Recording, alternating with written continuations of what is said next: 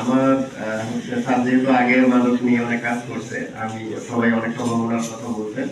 আমি একটা বিষয়ে যে আমাদের এই পঞ্চগড় সদরের শেষ সীমানা, বোদার শেষ সীমানা এবং দেবীগঞ্জের শেষ সীমানা, ওইদিকে হচ্ছে নীলফামারী।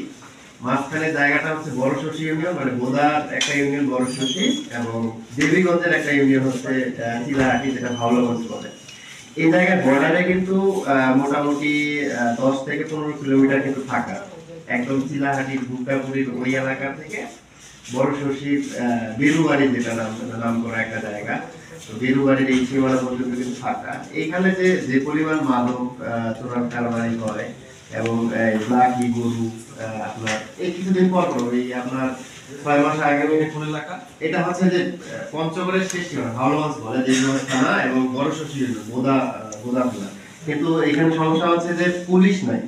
পুলিশ হচ্ছে যে এখানে পঞ্চগড়ের সদর থানা, ওইদিকে দেবীগঞ্জ, এই মাঝখানে প্রায় এলাকার নাম বলে, এলাকাটা হচ্ছে ভাওলাগঞ্জ, আমবাগান টাকা নাম ভাওলাগঞ্জ, হ্যাঁ ভাওলাগঞ্জ, যেটা এখানে একটা ফাঁড়ি থানা করা যায় কিনা। এখানে মানুষের কিন্তু খুবই জনদুর্ভোগ, যে একটা ফাঁড়ি থানা হইলে দেখা যাচ্ছে যে এই জনদুর্ভোগটা কমে যাবে।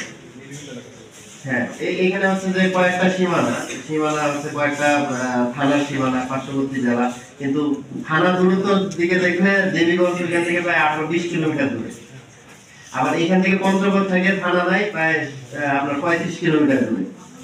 আবার ওইদিকে বোদায় থানায় গেলে আপনার নদী পার হইতে হয়, এখানে কিন্তু কোনো ব্রিজ নাই, নৌকা দিয়ে পার হয়ে প্রায় 20 কিলোমিটার হচ্ছে পাড়ি দিয়ে যাইতে হবে। দূরত্ব প্রায় 2 ঘন্টা সময় লেগে যায় নদী পার হয়ে যেতে। এই জায়গাটাতে একটা ফাঁড়ি থানা দেওয়া যায় কিনা।